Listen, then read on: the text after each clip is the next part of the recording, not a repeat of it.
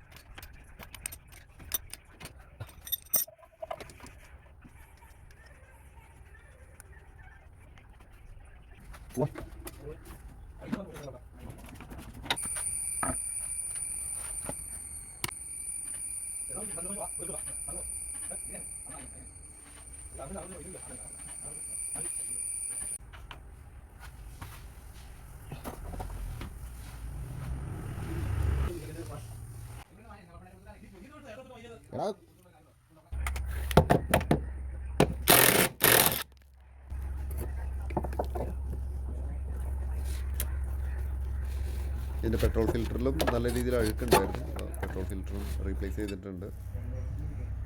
ഇനി നമുക്കൊന്ന് സ്റ്റാർട്ട് ചെയ്ത് നോക്കാം.